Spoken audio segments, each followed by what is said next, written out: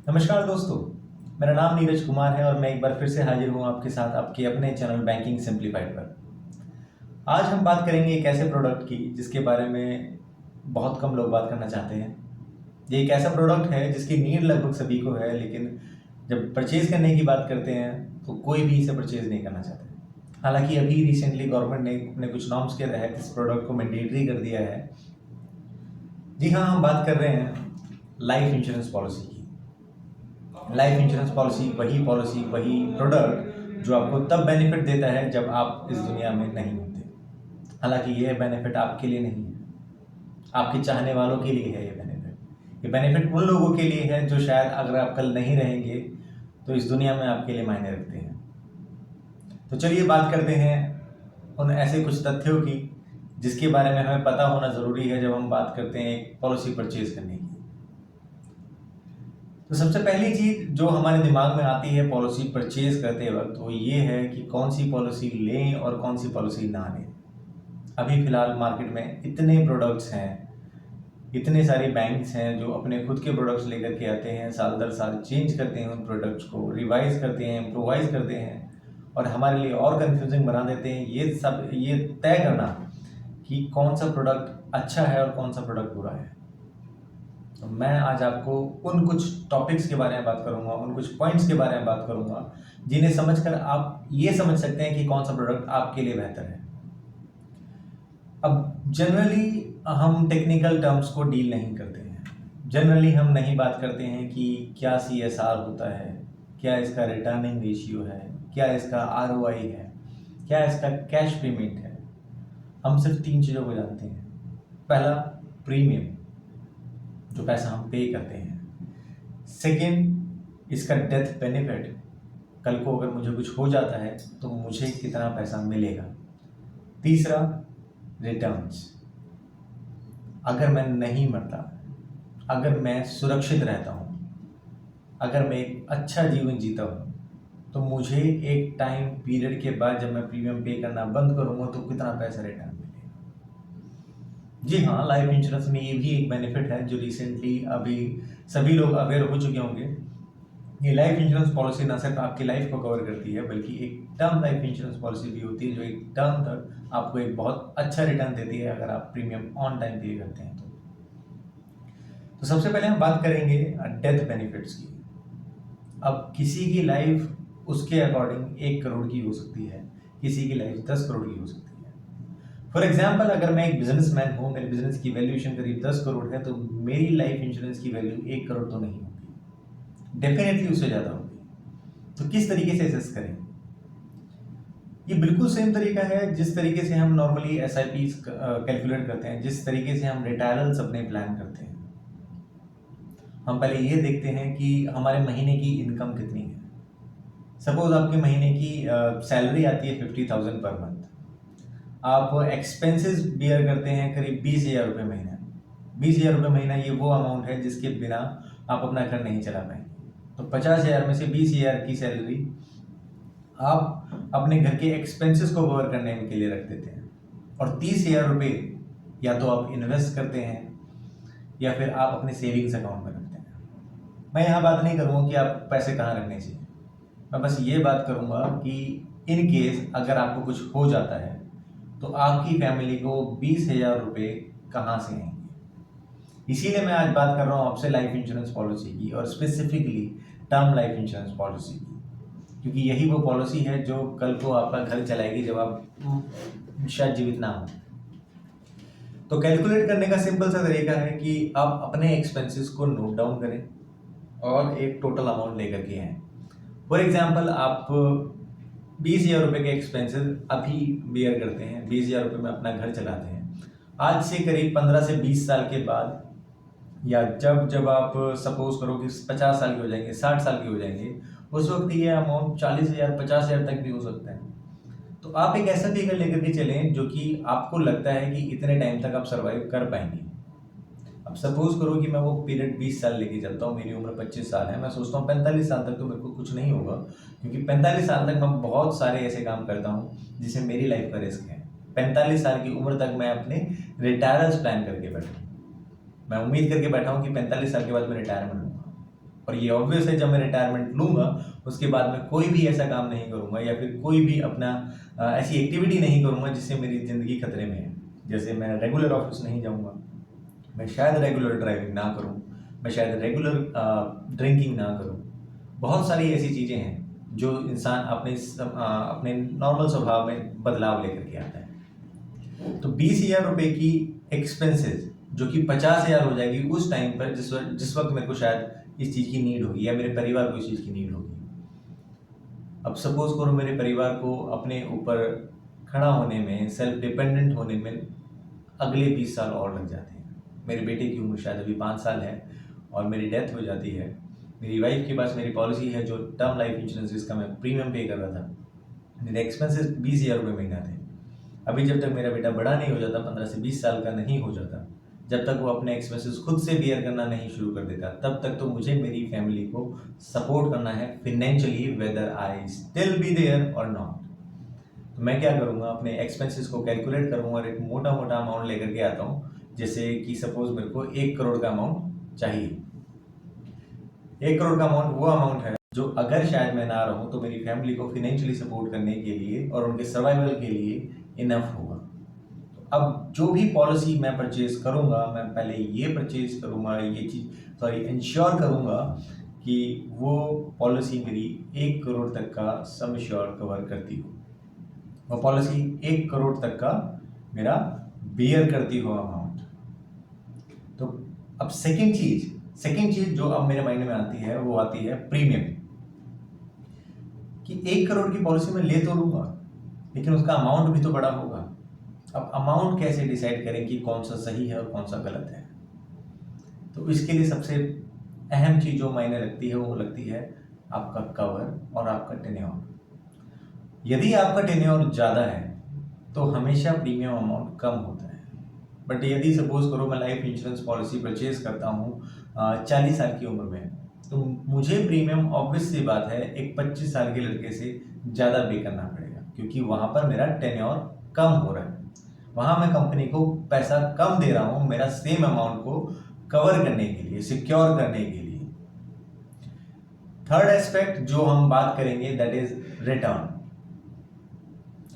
Suppose मैं बहुत healthy जीवन जीता हूँ और मुझे मेरी पॉलिसी ख़त्म होने तक या सपोज 60 साल की उम्र तक कुछ नहीं होता है, क्योंकि मैं अपनी लाइफ एक्सपेक्टेंसी सिर्फ 60 साल सोच के चल रहा था। अब जो अमाउंट मैंने पे किया है एज ए प्रीमियम, अगर मैं एक नॉर्मल लाइफ इंश्योरेंस पॉलिसी लेता हूँ जो कि सिर्फ मेरे एक्सपेंसेस को बियर करेगी, मेरी फैमिली को उनको फाइनेंशियल सपोर्ट करेगी मेरे मरने के बाद या जब मैं नहीं रहूँगा इस दुनिया में उसके बाद, तो उससे मेरे को कोई रिटर्न नहीं आता। बट यहाँ पर मैं एक टर्म लाइफ इंश्योरेंस की बात कर रहा हूँ जहाँ पे एक टर्म फिक्स्ड है, तब तक आप प्रीमियम पे करते हैं और उसके बाद आपने जो प्रीमियम पे किया होता है उस पर एक नॉमिनल सा अमाउंट मिल जाता है आपको बढ़ा करके। फॉर एग्जांपल अगर मैंने कोई अमाउंट पे किया है, लेटेस्ट से 1800 से 2000 रुपये पर मंथ पे किया है लगभग 25 साल तक, तो अमाउंट मेरा 4-4.5 लाख रुपए बनता है पूरे टेन्योर में। अब मुझे वो अमाउंट थोड़ा बढ़ा करके लेटेस्ट से 7 लाख रुपए रिटर्न कर दिया जाता है मेरे लाइफ इंश्योरेंस पॉलिसी कंपनी की तरफ से एज ए रिटर्न। अभी 7 लाख का अमाउंट ना सिर्फ आपको एक अच्छा रिटर्न लगेगा बल्कि एक अच्छा सेल्फ सेटिस्फेक्शन भी देगा कि मैंने एक पॉलिसी में इतने टाइम तक इन्वेस्ट किया, अपना एक प्रीमियम अमाउंट पे किया ऑन टाइम और अभी ये पॉलिसी मेरे को इतना एटलीस्ट रिटर्न दे रही है। और सबसे बेस्ट चीज़ ये है कि ये जो रिटर्न है ये टैक्स फ्री है, इस पर आपको कोई टैक्स नहीं देना है। तो यहाँ पर अब हम बात कर लेते हैं इस पॉलिसी से होने वाले बेनिफिट्स की। अब जैसे कि मैंने पहला पॉइंट पहले से ही छेड़ दिया है कि ये पॉलिसी का जो रिटर्न है वो टैक्स फ्री होता है। सेकंड, आपको एक पीस ऑफ माइंड देता है। थर्ड, ये आपकी फैमिली को फिनेंशियली सपोर्ट करता है। ये तब काम करता है जब आप अपनी फैमिली के पीछे नहीं होते। ये तब आपकी फैमिली को ऐसे केसेस में मदद करता है जब शायद आपकी फैमिली रेडी नहीं होती उस फाइनेंशियल ट्रॉमा से निकलने के लिए। लास्ट बेनिफिट जो मैं बोलूँगा कि लगभग सभी पॉलिसी होल्डर्स को कंसिडर करना चाहिए वो ये है कि जब आप एक लाइफ इंश्योरेंस पॉलिसी परचेज करते हैं ना, तब एक सोल ब्रेड अर्नर अपनी फैमिली के लिए आप लेकर के आते हैं, एक ऐसा इंस्ट्रूमेंट अपनी फैमिली के लिए लेकर के आते हैं जो कल शायद आपकी फैमिली के लिए अर्न करेगा। शायद नहीं समझ पा रहे होंगे, मैं एक फिर से आपको समझा देता हूँ कि 1 करोड़ की पॉलिसी अगर मैं 10 साल भी प्रीमियम पे करता हूँ और प्रीमियम पे करने के बाद मेरी फैमिली मतलब उसको बेनिफिट क्लेम कराती है, अमाउंट जो है मेरी कंपनी की तरफ से मेरी फैमिली को दे दिया जाता है। अब मेरी फैमिली ऐसा नहीं है कि 1 करोड़ रुपए पूरा अपने ऐशो आराम में उड़ा देती है। वहीं अगर मैं बात करूं फाइनेंशियल स्टेबिलिटी की, तो 1 करोड़ रुपए भी अगर मेरी फैमिली उसको इन्वेस्ट करेगी फर्दर और उस पर 10% भी ब्याज लेगी मंथली या एनुअली, तो वो अपने आप को सरवाइव करने के लिए काफ़ी होगा। वो काफ़ी होगा मेरी फैमिली को उनके मंथली एक्सपेंसेस को चलाने के लिए, मेरी फैमिली का महीने भर का खर्चा उठाने के लिए। तो ये वो बेनिफिट है जो लगभग हर एक इंसान को मैं समझता हूँ कि कंसिडर करना चाहिए।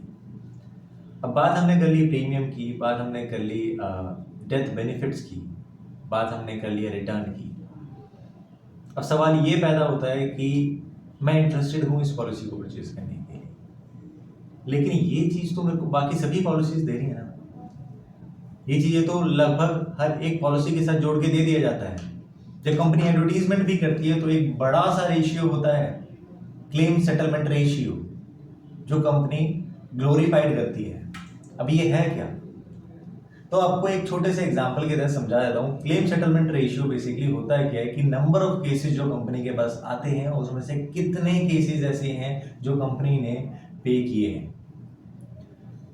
फॉर एग्जाम्पल, अगर एक कंपनी के पास 100 केसेस आए और 100 में से कंपनी ने 99 केसेस में क्लेम पास कर दिया, तो मैं बोलूंगा कंपनी का क्लेम सेटलमेंट रेशियो 99% है। दूसरी चीज जो हमें कंसिडर करनी चाहिए, जो कि एडवर्टीजमेंट में शायद नहीं बोली जाती है मोस्टली, वो है क्लेम सेटल्ड अमाउंट। कौन सी कंपनी कितना अमाउंट साल में सेटल करती है, पे करती है। अब यहां पर 2 चीजें देखने वाली हैं। पहला, अगर कंपनी के पास कस्टमर्स बड़े हैं, उनके पास पॉलिसी होल्डर्स बड़े हैं, तो क्लेम अमाउंट भी बड़ा होगा और जो क्लेम उन्होंने पास किया वो अमाउंट भी बड़ा होगा। अब एक कंपनी जो 20 साल से मार्केट में है, उसके पास लेटेस्ट से 10,000 कस्टमर्स हैं, 10,000 पॉलिसी होल्डर्स हैं, जिसमें से 5,000 क्लेम कर रहे हैं। वहीं एक दूसरी कंपनी है जो कि अभी 5 साल से महज मार्केट में है, जिसके पास टोटल कस्टमर्स करीब 8 से 10,000 हैं, जिसमें से क्लेम करने वाले सिर्फ 1,000 हैं। तो 5,000 क्लेम्स में से 5 क्लेम्स लेट अस अज्यूम 4,500 है, और वहीं 1,000 केसेस में से केसेस में से 5 क्लेम्स लेट अस से 900 है। तो अब मुझे कैलकुलेट करना पड़ेगा, कंपेयर करना पड़ेगा कि कहाँ किस कंपनी ने ज़्यादा अमाउंट पे किया है with respect to the number of policy holders. इस चीज़ के लिए हमारी मदद करती है IRDAI की वेबसाइट। ये वो वेबसाइट है जो कंपनी का लेखा जोखा साल में एक बार कलेक्ट करती है। हालांकि परेशानी इसके साथ ये है कि ये डेटा जो है लगभग 1 साल पुराना होता है। उस केस में मैं सजेस्ट करूंगा कि लास्ट के कम से कम 3 से 5 साल का डेटा आप उठाएं, चेक करें कौन सी कंपनीज ऐसी हैं जिन्होंने हाईएस्ट क्लेम पास किया है और कितने नंबर ऑफ क्लेम्स उनके पास रिसीव हुए हैं। LIC बड़ी कंपनी है, LIC के पास नंबर ऑफ कस्टमर्स ज़्यादा है, लेकिन LIC के नंबर ऑफ क्लेम पास भी ज़्यादा है। वही एक तीसरा पॉइंट निकल करके आता है केसेस का, क्योंकि हम सभी को पता होगा कि लाइफ इंश्योरेंस कंपनी कई बार क्लेम नहीं भी पास करती है। तो क्या इशू आते हैं, क्या वो प्रॉब्लम क्राइटेरिया हैं जो वो लोग फेस करते हैं जिनको क्लेम नहीं मिल पाता है। तो वहाँ एक रेशियो और गिवन होता है IRDAI की उस एनुअल शीट में, जिसे हम बोलते हैं number of cases of unfair means, मतलब ऐसे केसेस जहाँ पॉलिसी की टर्म्स कुछ और बोल करके कस्टमर को दे दी गई, जहां कस्टमर को वो प्रोडक्ट दे दिया गया जिसकी शायद कस्टमर को नीड भी नहीं थी। जैसे 10 करोड़ का कोई कस्टमर था जिसका एनुअली वो 10 करोड़ रुपए कमा रहा है, उसको 1 करोड़ की पॉलिसी दे दी गई। जब कोई एक ऐसा कस्टमर है जो कि टोबैको कंज्यूम करता हुआ आ रहा है स्टार्टिंग से 20-25 साल से, और उसको आपने पॉलिसी दे दी लाइफ इंश्योरेंस पॉलिसी, अब उसकी जो डेथ है वो टोबैको कंजप्शन की वजह से हुई है, तो ऐसे केसेस में कंपनी उस क्लेम को पास नहीं करती, क्योंकि ऐसा कहा जाता है, ठीक है। और मैं सजेस्ट भी करूंगा कि जिस वक्त आप पॉलिसी को परचेज करने के लिए चाहें, तब आप अपनी जितनी भी हैबिट्स हैं, हॉबीज़ हैं, वो सभी चीज़ें क्लियरली उस पॉलिसी की टर्म्स एंड कंडीशन के साथ मैच करके देखें। अगर आप एक एडवेंचरियस जीवन शैली जीना पसंद करते हैं, अगर आप एक ऐसा जीवन जीना पसंद करते हैं जहां आप टोबैको कंजम्पशन करते हैं, जहां आप खेल कूद में ज़्यादा इन्वॉल्व रहते हैं, जहां आप ड्राइविंग बहुत ज़्यादा करते हैं, तो आपकी लाइफ को रिस्क भी ज़्यादा होगा। और उस केस में चांसेस हैं कि अगर आप इन चीज़ों को छुपा करके रखते हो, तो लास्ट में जब पॉलिसी क्लेम करने की बात आएगी तो आपकी फैमिली को क्लेम नहीं दिया जाएगा, बोला जाएगा कि ये चीज़ें आपने पॉलिसी में मेंशन थी, बट उसके बावजूद कंपनी से छिपाई। जैसे अगर किसी की डेथ होती है हाइपरटेंशन की वजह से, अब हाइपरटेंशन एक साइकोलॉजिकल डिजीज है, लोगों को नहीं पता होता कि वो उन्हें ये बीमारी है भी या नहीं है। इस केस में कंपनी क्या करती है, वो क्लेम पास नहीं करती है। आपको वो जो छोटे छोटे से जो शब्द होते हैं जो पॉलिसी में लिखे होते हैं, उन शब्द को लेंस लेकर के एक बार अच्छे से पढ़ना है, और पढ़ करके ये देखना है कि कहीं इसमें कोई ऐसा टर्म तो नहीं लिखा है, कहीं कोई ऐसी बीमारी या ऐसा कोई क्लॉज तो नहीं लिखा है जो कि शायद आपको बेनिफिट ना होने दे उस पॉलिसी का। तो यदि ऐसा है तो आपको उस पॉलिसी को अवॉइड करना है और कोई दूसरी पॉलिसी अपने लिए देखनी है। अब मैं बात करूंगा, पॉलिसी को परचेज कर तो लिया है आपने, लेकिन उसको क्लेम कैसे करें, उसके बेनिफिट को कंज्यूम कैसे करें। अब इन केस ऑफ मैच्योरिटी, जब आप जीवित हैं, जब आप पॉलिसी का टर्म पूरा कर चुके हैं, वहाँ बहुत आसान होता है उस पैसे को अपने अकाउंट में डायरेक्टली विड्रॉ करा लेना और उस पॉलिसी का बेनिफिट बियर करना। बट जहाँ पे आप उस केस में डेथ बेनिफिट क्लेम करते हैं, आपकी फैमिली डेथ बेनिफिट क्लेम कर दिया on behalf of your policy, तो वहाँ ये क्लेम सेटलमेंट प्रोसेस बहुत ईजी होना चाहिए, और ये चीज़ देखने की जिम्मेदारी है आपकी। जब आप रिसर्च करें किसी प्लान के बारे में, किसी इंश्योरेंस पॉलिसी के बारे में, तो आप ये जरूर देख लें कि उसका जो क्लेम सेटलमेंट प्रोसेस है वो कितना इजी है, हैसल फ्री है, कन्वीनियंट है। तो जितना कन्वीनियंट प्रोसेस होगा उतना ही कम दुविधाओं का सामना करना पड़ेगा आपकी फैमिली को, आपके ना रहने के बाद, आपकी इस दुनिया को छोड़ के चले जाने के बाद। वीडियो पर यहाँ तक बने रहने के लिए धन्यवाद दोस्तों। और यदि आप यहाँ तक बने हुए हैं तो मैं आशा करता हूँ कि आपने पूरी वीडियो देखी होगी और अभी आप इस पोजीशन में होंगे कि आप एक अच्छा लाइफ इंश्योरेंस पॉलिसी खुद के लिए परचेज कर सकते हैं। अब मैं आशा करता हूँ कि आप जल्द से जल्द अपने लिए अपनी लाइफ को सिक्योर करेंगे और अपनी फैमिली को फाइनेंशियली स्टेबल बनाने के लिए एक अच्छा पॉलिसी अपने लिए परचेज करेंगे। धन्यवाद दोस्तों, मिलता हूँ आपके साथ अगली बार एक नई वीडियो लेकर।